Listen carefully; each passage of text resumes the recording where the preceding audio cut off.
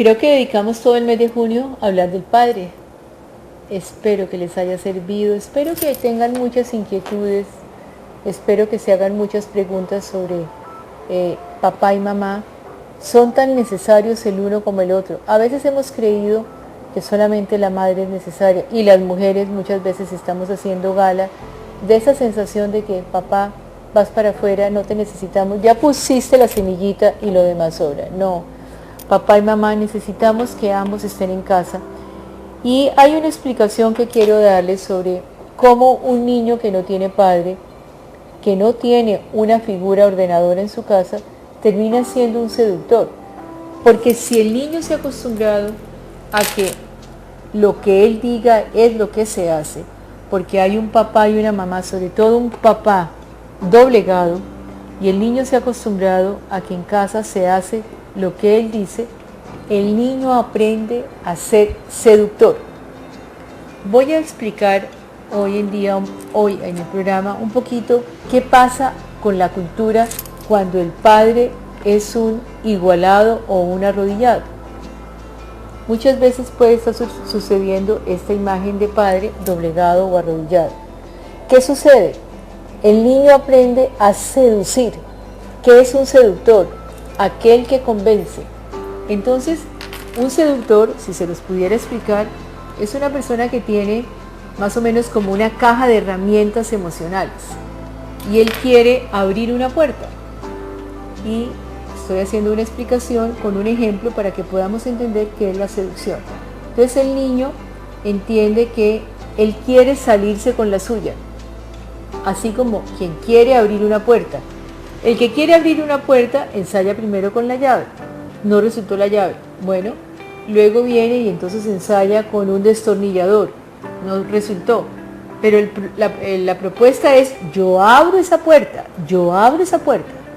Y ensayo con un instrumento, con otro, con una herramienta, con otra, pero la abro. Así tenga que tumbarla con un hacha y la tumbo, pero la abrí. Igual pasa con el niño cuando se educa creyendo que seduciendo puede conseguir lo que quiera. Entonces viene y pide algo y no se lo dan. Papá, no mi amor, no te lo puedo dar. Pero el niño empieza y sigue e insiste porque sabe que su papá o su mamá, sobre todo su papá, al final termina cediendo. Entonces primero le llora, luego le coquetea, luego se pone furioso, luego lo chantajea y se pone bravo con el papá y no le habla. Y entonces papá dice, está bien mi amor, ¿qué es lo que quieres? No te pongas bravo conmigo. Y el papá entonces termina cediéndole al niño para que el niño entienda y aprenda en su computador que la seducción es maravillosa. ¿Por qué? Porque cada vez que uno seduce, le da vueltas y le da vueltas y le da vueltas, pero termino ganando. Y estás enseñándole a un niño y a una niña a ser seductores. A ser seductores quiere decir, en términos de política, el fin justifica los medios. Hago cualquier cosa, pero me salgo con la mía. Cuando estamos encontrando una generación de políticos absolutamente seductores, que la idea es el fin justifica los medios, uno se pregunta qué tanto tiene que ver la educación de la cultura en la formación de estas personas. En psicología hay un término que se llama la perversión. La perversión significa, viene del latín que quiere decir pervertere, voltear, cambiar, tener una imagen y darle la vuelta.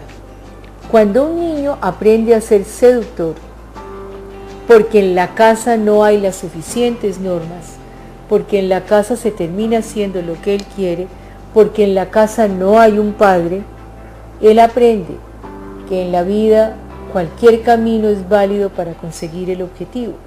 Y entonces aprende a ser lo que llamaríamos en psicología un perverso. ¿Por qué un perverso? Porque el perverso no tiene un límite que lo confronte y que lo haga aterrizar en la realidad.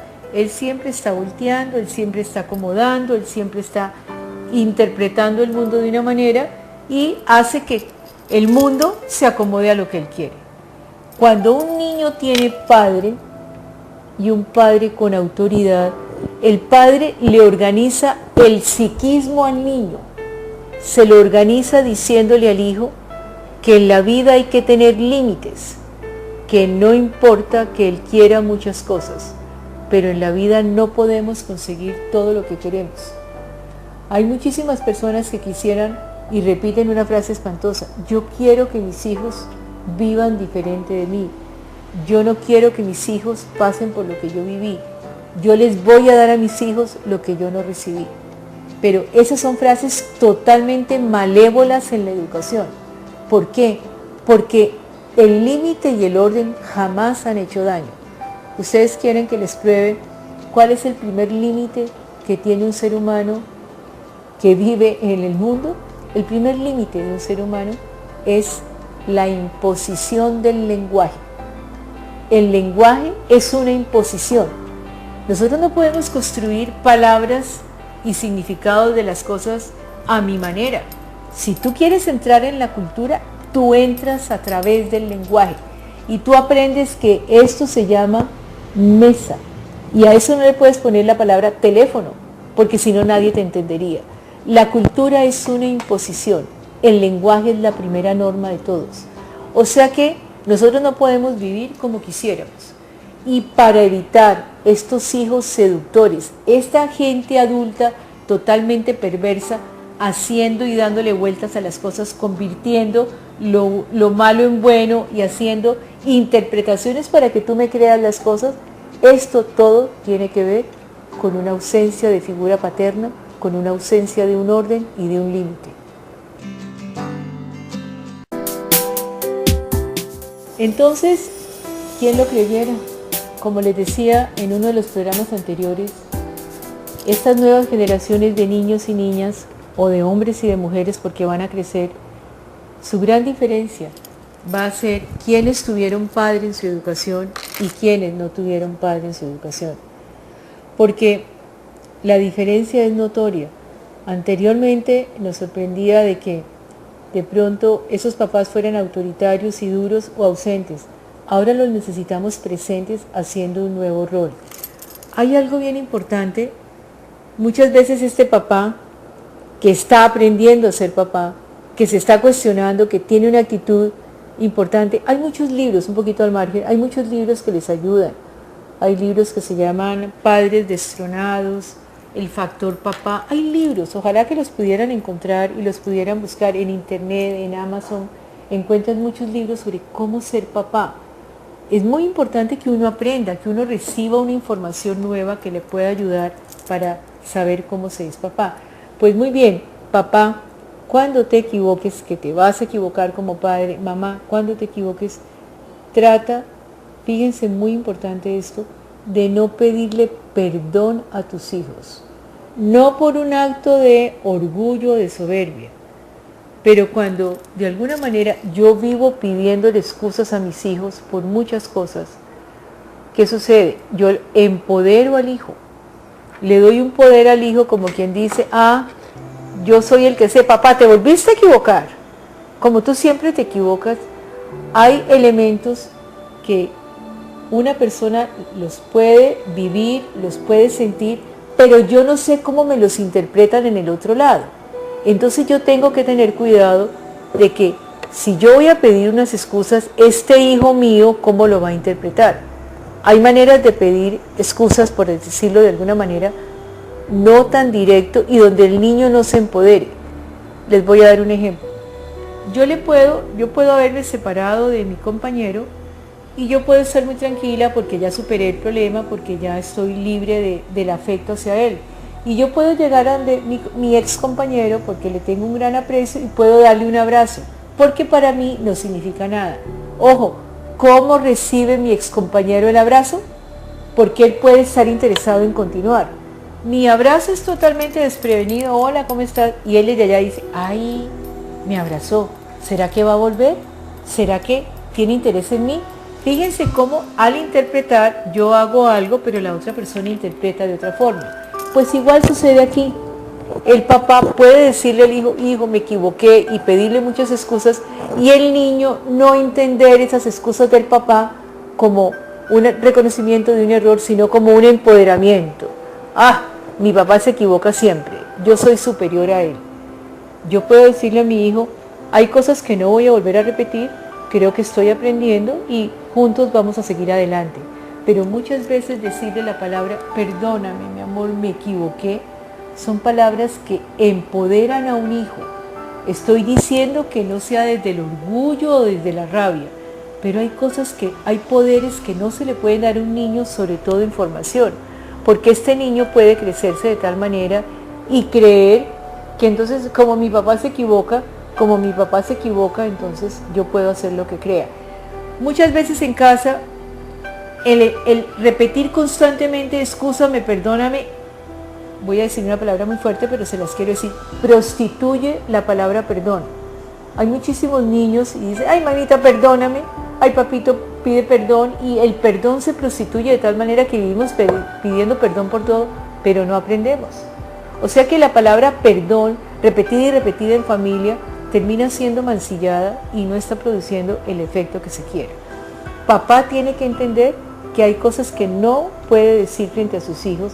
A los hijos no se les tiene que explicar todo, no se les tiene que aclarar todo. Hay situaciones que se pueden aclarar, situaciones que se pueden comentar, pero tú no tienes que consultar todo. Les vuelvo a repetir, sobre todo papás, la casa no es una democracia, la democracia es con tu compañera. Con tu compañera sí tienes que hablar y tienes que dialogar, pero frente a los hijos nos vamos a mirar qué opinan los niños. Hay algo importante, en las familias de hoy en día, papá y mamá consultan. ¿Quieren ir donde la abuela? ¿Quieren salir este fin de semana? ¿Qué quieren hacer, muchachos? Hay cosas que no se consultan, papá y mamá. Eso es una falta de padre, eso es una falta de autoridad. Y necesitamos entonces que este papá se empodere un poco en su lugar. No le tengas miedo a tus hijos. Hay tanta sensación de que los hijos están arrinconando a papá y a mamá, y papá y mamá, por evitar un problema o porque no caigan en la droga, estoy tratando de irme para el otro extremo y estoy haciendo que los hijos tengan un poder infinito en la casa que nos está causando problemas a todos.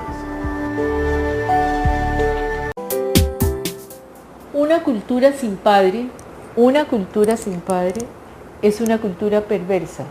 Una cultura sin padre es una cultura que no respeta. Es una cultura que considera que todo está permitido. Y los efectos de la ausencia de padre en casa se están viendo dentro de los mundos, el mundo cultural. El mundo está protestando contra todo. Claro, venimos de un autoritarismo muy grande de esos padres y no hemos podido encontrar la medida de lo que se quiera. Les explicaba que muchas de las situaciones sociales y culturales se producen porque el padre, la norma, no dejó de ser importante la ley. ¿Qué es la ley? La ley es una imposición. La ley es una forma de entrar dentro de la cultura. La ley es una imposición. Les voy a mostrar algo que es muy importante. Tú impones la ley. La ley es una imposición. La ley significa igual padre.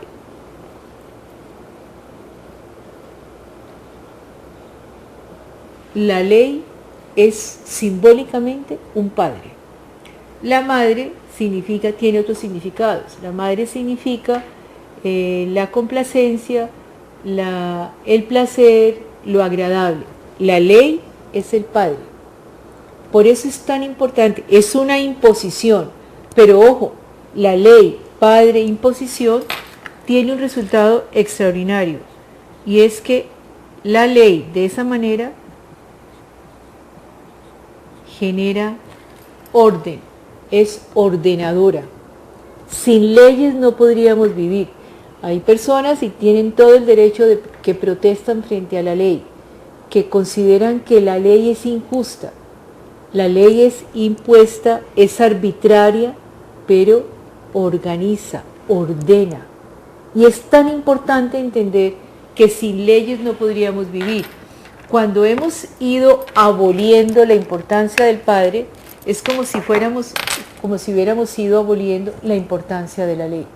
En cualquier lugar del mundo se necesitan leyes. Ningún ser humano puede vivir como quiera, ninguno. Eso es una psicosis, eso es vivir fuera de la realidad. La ley organiza, la ley permite que podamos convivir en comunidad. Se necesita la ley como principios básicos para regular la convivencia. Sin la ley no puede haber convivencia. Si quieren un ejemplo muy concreto es, ¿qué pasaría si todas las personas que tienen un carro sacan su carro y andan por las calles de la ciudad o del pueblo más pequeño como quieran? Pues de alguna manera viviríamos de choque en choque, o sería imposible sacar el carro o sacar el automóvil, porque viviríamos estrellándonos y chocándonos y atropellando gente. Las leyes del tránsito son básicas. ¿Para qué? Para poder permitir que cada uno disfrute su vehículo o disfrute su moto o disfrute su actividad, pero dentro de una norma que acepte la convivencia. Si vivimos a la manera de cada cual, esto sería el caos más grande. Entonces, la ley, que es una representante de la figura del padre, es necesaria en la cultura. Acuérdate que tu casa es una pequeña sociedad. Muy bien, y si hay un papá, papá no puede renunciar a ser padre. Papá no lo puedes conversar todo. Papá no puedes tener un diálogo siempre creyendo que todo tiene que ser discutido. Hay cosas que les puedes dar a tus hijos la responsabilidad de tomar las decisiones. Hay otras en que no hay que hacerlo.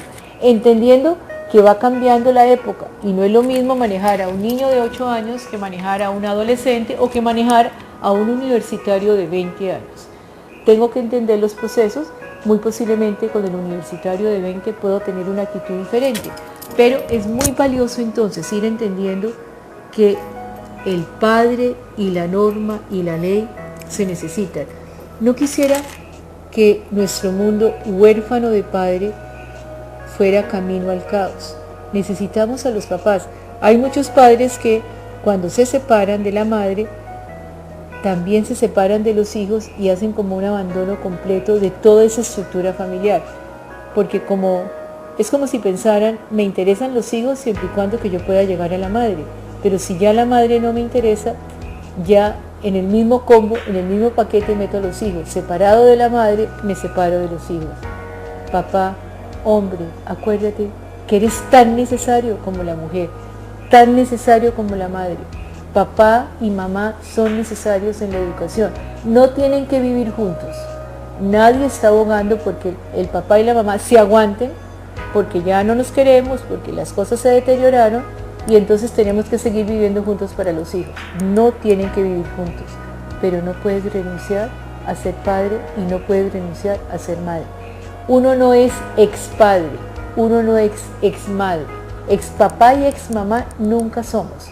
Es una responsabilidad que viene para toda la vida. Es una responsabilidad no solamente con mis hijos, sino con la cultura. Si yo le tiro hijos al mundo sin padre, tengo una responsabilidad cultural porque estoy contribuyendo al caos. Papá, hemos querido hacerte un homenaje para decirte que eres tan importante, tan necesario, pero tienes que tener información. No te puedes confundir en un autoritarismo ni en una blandura. Busca, lee. Trata de tener información nueva. Ser papá es una experiencia maravillosa. Muchas gracias, que la pasen bien.